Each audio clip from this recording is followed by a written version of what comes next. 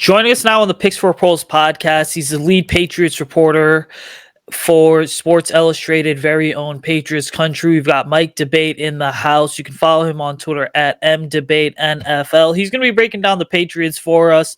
They face a really intriguing offseason. It's out with Billy B, in with Gerard Mayo, and it's a completely new era in New England. Beyond just the head coaching position, there's a lot to talk about, probably more than there's ever been. But first things first, let's get to it, Mike. I mean, how's it going? Thanks so much for being on here. Oh, my pleasure, my honor. Thanks so much. It's an honor to be here on the Bear Report. Big fan of what you guys do, and I thank you for taking the time to have me on. And yeah, interesting times in New England. We've talked now for the last few years, really since the departure of Tom Brady, about a new era in New England and ushering in a new time. Well, it's clearly a new time now. The New England Patriots no longer have Tom Brady. They haven't had him for a few years. Bill Belichick will no longer be the head coach. Matthew Slater retiring after 16 seasons. So the links to the glory days in New England have since passed, and now it's a new dawn, a new day with Gerard Mayo at the helm. So a lot of uncertainty, but a lot of excitement for New England Patriots fans. They're feeling like this is a new beginning. This is a new opportunity for them now to move forward, modernize the offense, maybe get a little bit more, quicker and maybe a little younger on defense, and help move this team forward into what they hope will be another successful run sooner rather than later.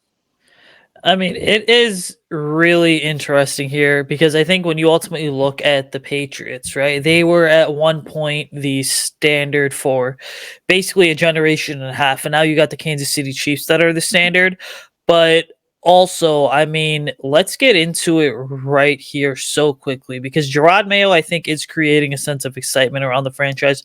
Robert Kraft at that introductory press conference where they introduced Gerard Mayo was clearly kind of, you could tell just by watching even the live stream, he was all in on Gerard Mayo as the next head coach for the franchise, which again, changing head coaches and changing, coordinators and all that's not really something that, again, this fan base is used to because Billy B would always hire from within. But Right. Irrespective of the coaching staff, I mean, what's up with the quarterback position, right? Because they're picking the highest that they are, third overall for the first time in forever.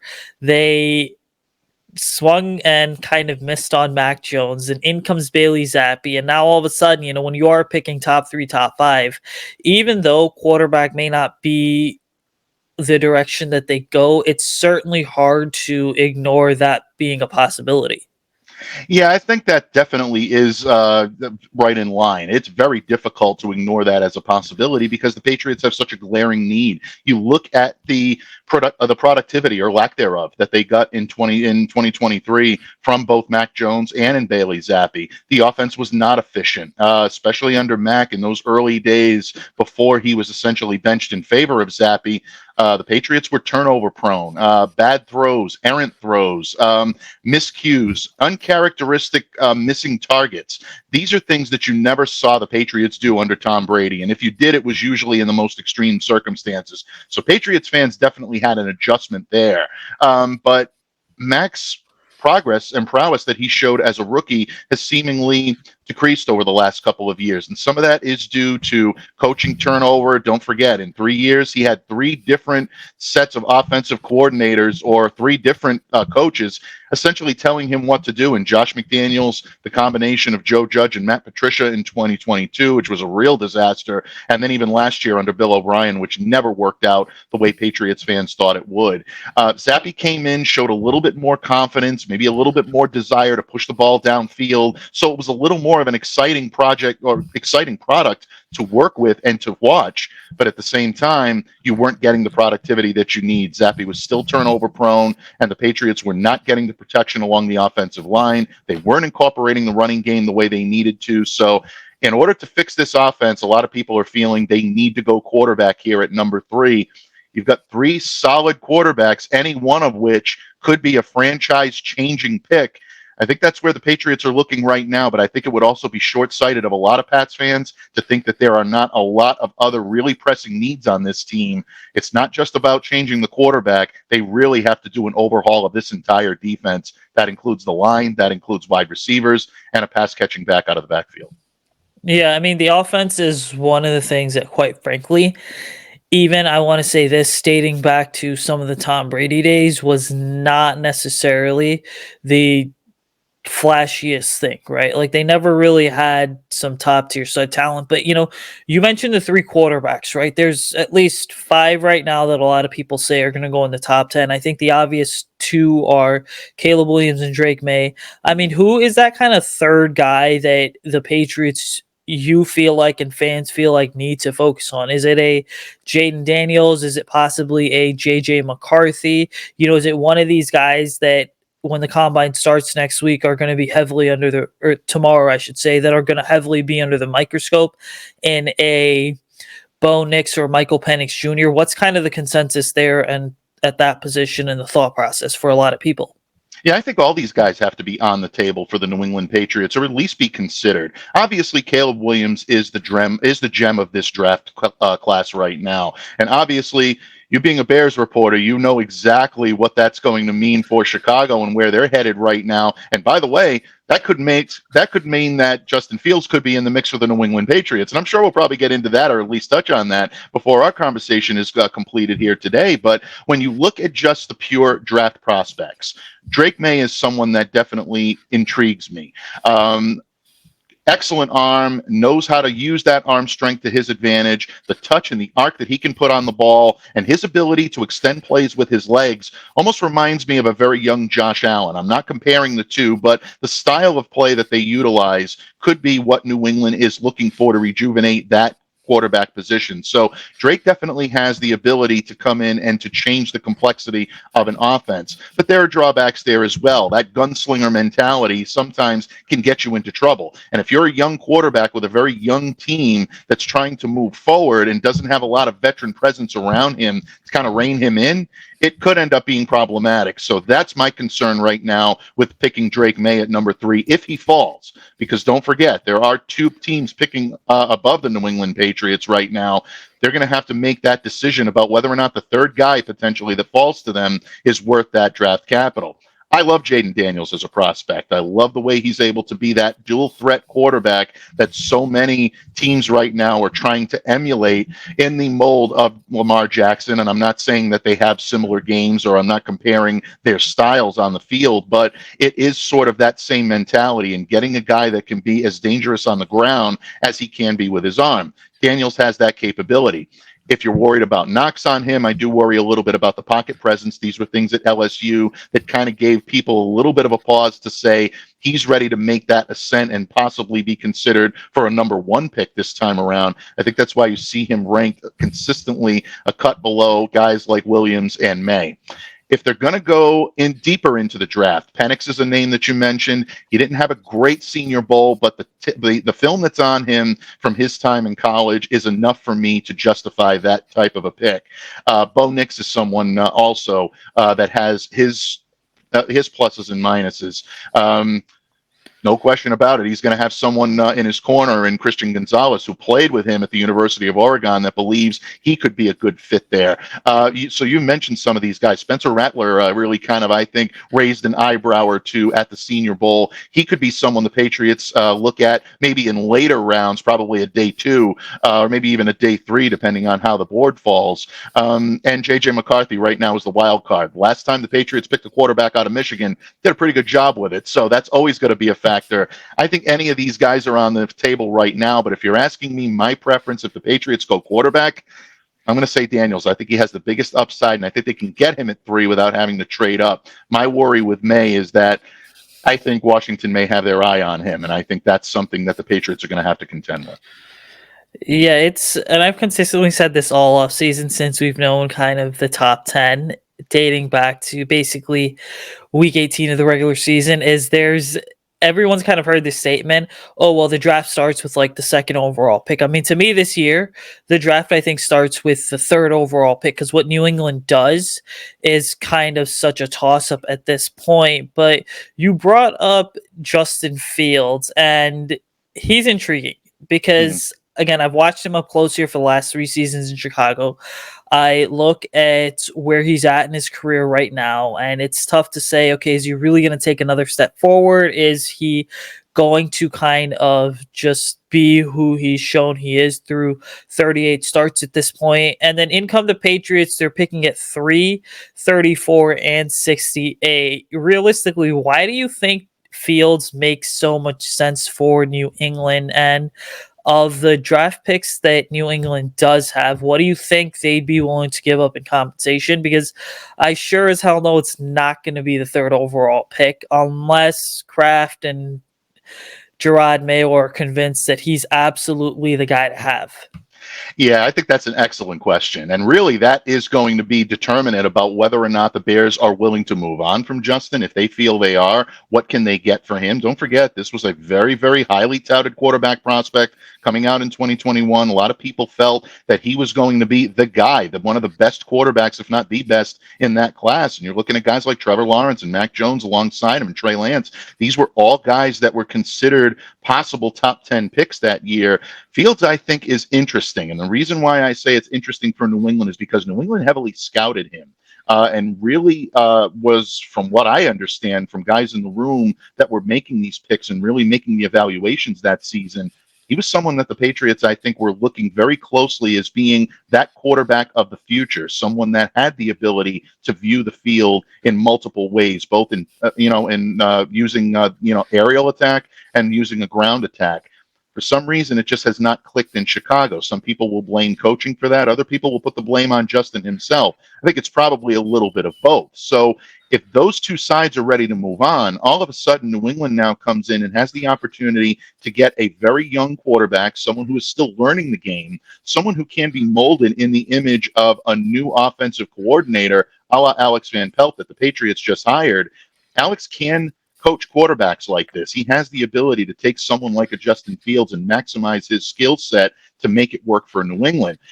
My colleague at Sports Illustrated, Albert Breer, said a couple of days ago that if Chicago was looking for a package, and he mentioned a 2nd or a 3rd rounder in this draft package with a day 3 pick, or maybe even a couple of futures, that could get the job done. I think the Bears are going to be looking for more than that, and I think they will be looking for more than that. And honestly, they probably should be. I think those are starting points for negotiations for New England, but you're right, it won't be the number 3 pick. New England is not going to do that. But at the same time, if Chicago feels they can get their quarterback of the future and turn that into a few extra picks in this draft, or maybe even dip into 2025, I think they're going to have to at least consider it. And New England utilizes this draft now to go after other major holes on this roster. Could be a win-win for both sides. That's why I'm intrigued with Justin Fields.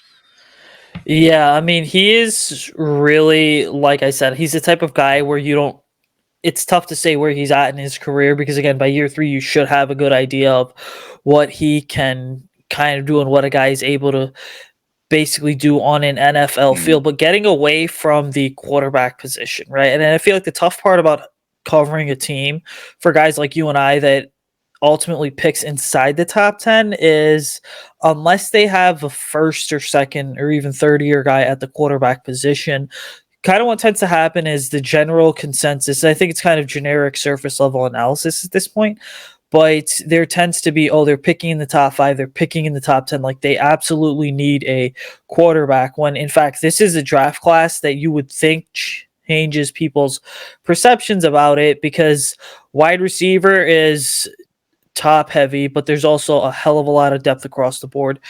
Kind of the same thing with pass rusher and the interior of the offensive line. There's some really solid prospects. There's a lot of depth at the offensive tackle position. You have Alt and Fashanu from Notre Dame and Penn State, but some really good talent available. I mean, outside of the obvious, which is quarterback, what are some positions and prospects that make sense for New England to look at with that 3rd overall pick?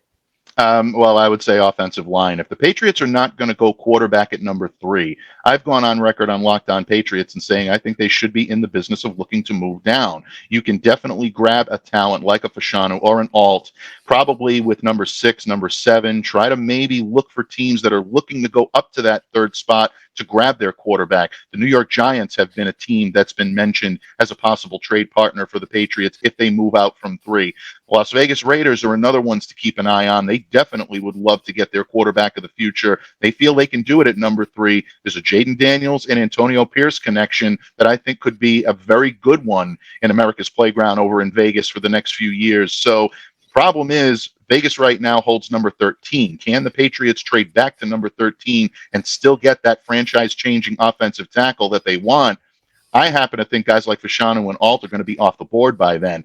Alt is the guy that I would love to see in New England. I mean, I haven't seen a combination of size and athleticism in a left tackle, someone that can play that that sealer of the edge and really protect the blind side of whoever is going to be on this roster, calling signals and being their quarterback. He can even move over to the right. He definitely has the skill set to be able to do it. He fits ideally into the outside zone scheme that New England is going to be incorporating. They've been more of a gap run team. You're going to see a little bit more zone now with the Alex Van Pelt effect. So Alt is a guy that I would love to see here in New England. Fashanu, I think, is another guy that is so versatile and can play on either side. He'd be an amazing fit. I know Patriots fans would love for me to say Marvin Harrison Jr. is the guy that you go with at number 3. If you're not sold on a quarterback, get your game-changing wide receiver for the future. And he is. He's tremendous. And Marvin Harrison is a generational talent at that position. But again, like I said on Locked On Patriots earlier this week, it's nice to get a shiny sports car. We all love that. I would love to drive a sports car. Every time I look outside and I look at my car sitting in the driveway, I'd love to upgrade. But if you don't have the garage to protect it and you don't have the proper driver to drive it, you run the risk of really, I think, maybe devaluing the talent, and then you can alienate the player, and that's something you don't want to do. So if the Patriots are smart, if quarterback is not their choice, I think you go infrastructure, and I think you build from that foundation. Not the sexy pick, but it is the one that Patriots fans can build on and then try to build for the future and try to rebuild this offense. And it's been a lot of what we've seen and kind of heard just generally floating out there is a lot of, hey, especially from people in the know like you that are saying, hey, listen, maybe, just maybe quarterback isn't the way to go at 3rd overall because there's a lot of really good non-quarterback prospects. Mm-hmm. So when you look at it and you are a team that's saying, hey, I'm not going to go ahead and I don't necessarily want to draft a quarterback. We don't need one right now. And that's a consensus you come to as a staff. I mean, it opens things up because now you're looking at a team and quite frankly, a roster that needs a lot of talent, which the Patriots do. They are entering a new era, as we've already acknowledged. So trading down, quite frankly, makes sense. And you start to look at the draft board and you say, okay, well, there's teams that are going to want to potentially trade up. Like we just had Bobby Skinner on the show a couple days ago who mentioned the Giants could potentially trade up. I had another Vikings guy on the show who said, hey, Minnesota could potentially trade up from 11 to wherever they feel like they can get a guy. And then, the Falcons, too, are this complete wild card to me because they're a team that's been linked to Justin Fields. So there could be some competition for the Patriots there. But they're also a team that needs a quarterback to the point where it would make sense. And anyone can see them trading up to 3rd overall. Because if you're New England, I would say Atlanta's a pretty strong trade partner going from 8 to 3. And the reason being is because you are still, from the Patriots perspective, you're still going to be in top 10 range. And then you are still able to go ahead and hopefully grab a wide receiver or a guy like Fashanu or Alt. Because I think one of the two will be there for the taking. Absolutely. And again, if you're looking at a consolation prize on either side for New England, who's so much in need of offensive line help, especially at the tackle position with the loss of Trent Brown and potentially even the loss of Michael Wainu, who is a free agent and looks like he's going to be hitting the market before all is said and done, unless the Patriots decide to use the franchise tag on him. They may be in the market for 2 offensive tackles. And if that's the case, you need a generational talent at least one of those positions. You're looking at a right-handed quarterback. You want that left tackle position nailed down, protecting the blind side. Yeah, they're going to need that. And that is really, I think, no consolation prize if you're settling for Alt or settling for Fashanu. If one of those guys comes off the board first, I think the Patriots would have their pick of the 2. They don't necessarily need to stay at number 3 to do it. how far they move down the board is going to be strategic. And that's where you're going to look at the strategy of guys like Elliott Wolf and Matt Groh and Gerard Mayo. These guys are going to be tested at the top of the heap for the first time without Bill Belichick having that final say. Can they get the job done? That's something New England Patriots fans hope is the case. Which is certainly interesting to look at, because you look at Elliot Wolf, and I think, everybody sort of knows what's in his DNA, plus his lineage being the son of former Packers great Ron Wolf. And then you look at Matt Groh as well as Gerard Mayo. I mean, New England's a team where under Bill Belichick, the quote unquote cool trend was just to kind of sit there, bring in guys who were vastly underrated at what they did, and especially in college, and then just kind of go ahead and coach them up. There were never really any sort of massively, I want to say, high profile picks, but now that could begin to change when you have essentially a breath of fresh air in the building. I mean, what do you think from a Patriots perspective, right? What do they need to kind of not just accomplish this offseason, but also what trends do you think that they're going to go ahead and show in year one of the post-Bill Belichick era? I think they're going to be aggressive. And whether or not that's the prudent course of action, I think is still 1 or 2 years away from being properly evaluated. But my understanding and my impression from what I've heard from Gerard Mayo and what we've heard from people within the building that are starting to get an idea of how this team is going to be built, I think the Patriots want to make a splash. They want people to know they're still in this. They're not going to wait in the wings or lie in the weeds for that much longer. This is a team that wants to get back into contention. And if they're going to do it, this is the time to put their best foot forward. Not only do they have the number 3 pick, the highest draft pick this team has had since 1993 when they drafted Drew Bledsoe coming in. That was, obviously something that changed the franchise. The Patriots are looking for that type of splash. They also now have an estimated $86.9 million in cap space that's going to be available to them to go out and to sign external free agents and retain some of their homegrown talent that they feel are essential to this team moving forward. You've got the space to do it. You've got the draft capital to do it. This is the time. And New England is not going to lie in the weeds and wait in the wings. They're going to go for it in every stretch of the imagination. Now, what that means for personnel, it's going to depend, I think, on what the Patriots want to do with quarterback. To me, that's the catalyst of all of this. Do they go veteran? Do they go stopgap for the time being and build the infrastructure around and then try to get your quarterback of the future when you feel you've got the foundation in place? That's risky because you never know if you're going to be in this position again. But at the same time, you also don't want a blue chip quarterback back there calling signals and no supporting cast around him and run the risk of ruining the player. It's going to be a tough year for New England to hit the right buttons, but they're going to have to if they want to get back to respectability.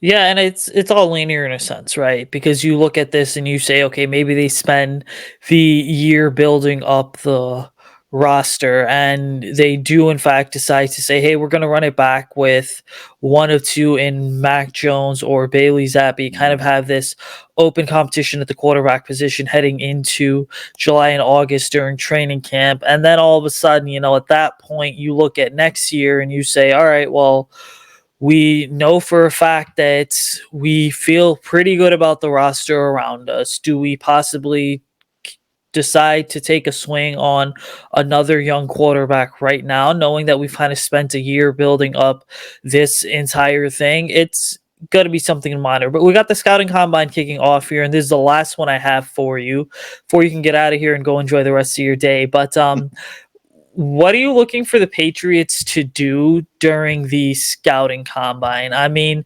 because it's this kind of place where there's everything. I feel like, the offseason starts at the scouting combine. You got coaches, players, agents, kind of a little bit of everything in between there, a lot of front office guys. But what do you think New England's doing with the scouting combine, and who are some players that you feel like they're going to be gathering intel on, whether it is free agent or NFL draft prospects? Oh, I think that's a great question. And honestly, I think they will be active. Now, we know from his comments that Gerard Mayo is most likely not going to be making the trip to Indianapolis. Maybe he might be in the latter part of the combine, but at least at the beginning, it looks like it's going to be a contingent headed by Elliott Wolf, and I believe Matt Groh is going to also be along with him. Elliott's going to speak to reporters early this week and kind of give an outline as to what the Patriots are going to be doing. One thing to look for if you're a New England Patriots fan, or if you're just intrigued by what they're going to do at number 3.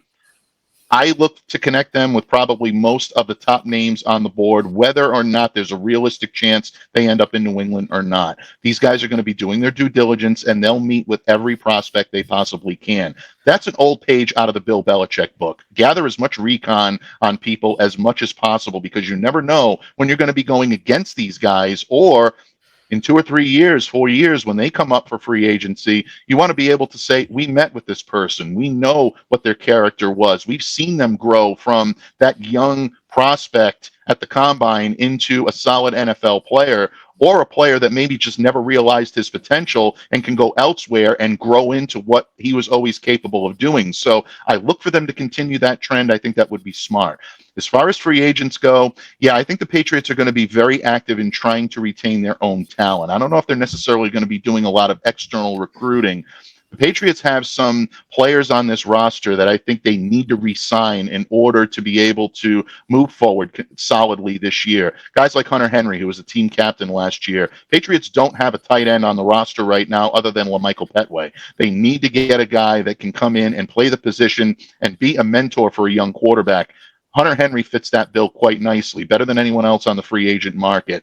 Michael Wainu is probably priority 1, I would say. Try to do everything you can to get him signed to a deal. From what I'm hearing, anything in the vicinity of maybe 17 to 18 million annually might do it.